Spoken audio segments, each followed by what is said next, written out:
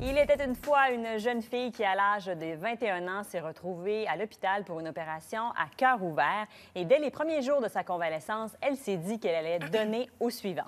Donc, elle organise vendredi cette semaine une compétition de danse amicale dont tous les profits iront à la Fondation des maladies du cœur. Donc, ça sera présenté au Théâtre national. Avec nous, Christine Tring. Bonjour. Bonjour, ça va bien? Bien oui, ça va bien. Merci d'être là. Comment vous est venue cette idée de la soirée Dance Your Heart? Oh, mais c'est une longue histoire, en fait. Après avoir vécu une opération à cœur ouvert, je sais pas, je voulais comme redonner à la communauté, puis spécialement l'Institut cardiologie de Montréal, où j'ai été opérée. Oui. Puis je me suis dit, comment on va faire ça pour vraiment comme parler aux jeunes à propos de cette... les maladies du cœur, c'est pas quelque chose qu'on entend souvent.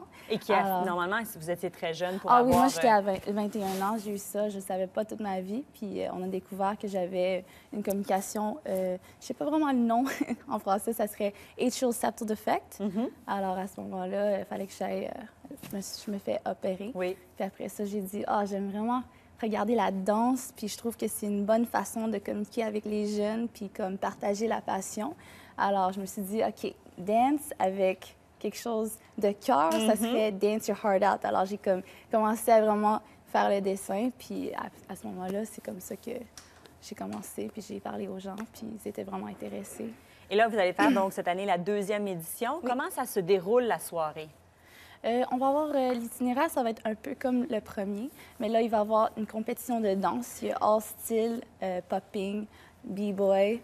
Aussi, il va y avoir... C'est tous des termes que je ne connais absolument pas, mais j'imagine que ce sont des types de danse, oui, des types de danse. Okay. Mais la chose qui est différente, c'est qu'on va avoir des performances de danse qui vont être des enfants. On veut vraiment que les enfants s'impliquent dans la danse, puis comme pour s'exprimer aussi, exactement. Puis c'est ça, il va y avoir aussi des artistes locaux. Il va y avoir un peu de genre de musique comme le hip-hop, le R&B, le soul, puis quelque chose qui va vraiment toucher le cœur. Alors, c'est vraiment une énergie positive, dans le fond. Et il va y avoir des juges, parce que comme c'est une compétition amicale, évidemment, avec les gens qui seront là pour vous présenter ça. L'idée aussi, c'est de sensibiliser les jeunes aux maladies du cœur, parce que, comme vous l'avez dit, c'est rare que ça affecte les jeunes, mais c'est aussi une réalité. Oui, c'est sûr. Ça affecte tout le monde, puis... maintenant, avec l'augmentation de l'obésité infantile, ça, c'est devenu un problème.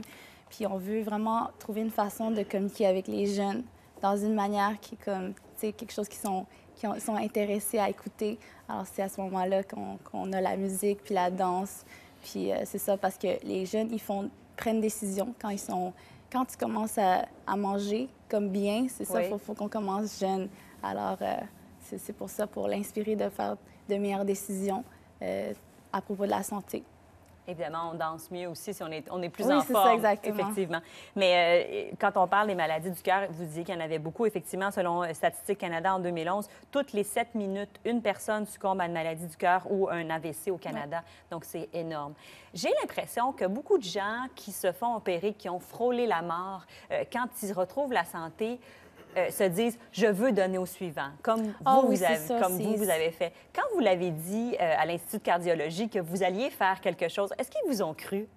Pas vraiment, parce que j'étais en convalescence un peu, puis j'ai dit « hey, j'ai vraiment une idée, je veux faire quelque chose, je veux donner à la communauté », puis il a dit « OK, Christine, ouais, on va voir ça, là maintenant, repose-toi, fais ce que tu peux », puis... Mais finalement, je suis venue comme... une semaine avant, je pense, puis j'ai donné des billets VIP. J'étais comme, regarde, c'est ça, c'est devenu un événement. Puis là, ils ont dit, OK, wow, OK, c'est bien. Sinon, ils n'auraient pas vraiment cru, non. Et justement, lors de la première édition, il y a eu quand même 100 artistes qui sont venus, 250 spectateurs. Mais parmi les gens qui étaient dans la salle, il y avait votre cardiologue et votre chirurgien.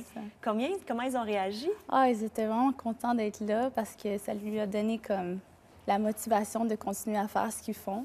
Puis ils ont vraiment aimé l'expérience. Ils m'ont dit que c'était vraiment une bonne soirée, puis c'était vraiment le fun d'être là aussi. Alors, c'était une bonne chose.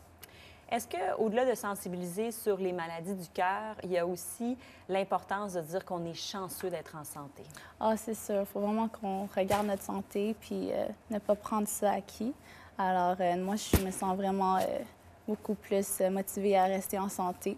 en faisant des choses comme ça, tu es impliqué dans tous les domaines de santé, puis rester actif, puis tu apprends beaucoup plus envers ce que tu manges, puis l'alimentation, puis comment c'est vraiment important pour toi de faire ça. Alors, ça devrait être, ouais. C'est drôle parce que je préparais l'entrevue, puis je me disais, quand on va, par exemple, en voyage, puis qu'on va dans le sud ou dans des pays qui sont un petit peu moins favorisés, puis on se rend compte de la pauvreté extrême, quand on revient ici après, puis qu'on ouvre le robinet, qu'il y a de l'eau, qu'il y a de l'électricité, on réalise la chance qu'on a. Moi, j'ai jamais été malade, mais d'avoir fait ces voyages-là, ça me fait réaliser quand je reviens ici, puis j'essaie de me dire, je veux garder ça le plus longtemps possible, d'être consciente de comment on est chanceux d'être ici, puis d'avoir accès à ça. Est-ce que quand on a été malade comme ça, on savoure davantage la vie, d'être en santé tous les jours? Oui, tu te sens vraiment apprécié d'être dans un environnement comme tel, puis de bien manger. Ça t'inspire de vraiment continuer à faire ça. Alors, non, pour moi, c'était vraiment, après avoir vécu ça, ça m'a changé toute la perspective. Puis j'ai dit que, wow, même à 21 ans, j'aurais eu la chance d'avoir un AVC. Alors là, je me suis bien sauvée. Puis à ce moment-là, je veux vraiment comme partager ça avec les jeunes pour que ça va pas arriver à eux. Bien, merci beaucoup d'être venu nous en Merci parler. beaucoup. Vos billets sont donc en vente sur le réseau Admission ou à la Fondation des maladies du cœur. Oui. Merci. Parfait. Et en ligne aussi. Et en ligne aussi. Parfait, merci.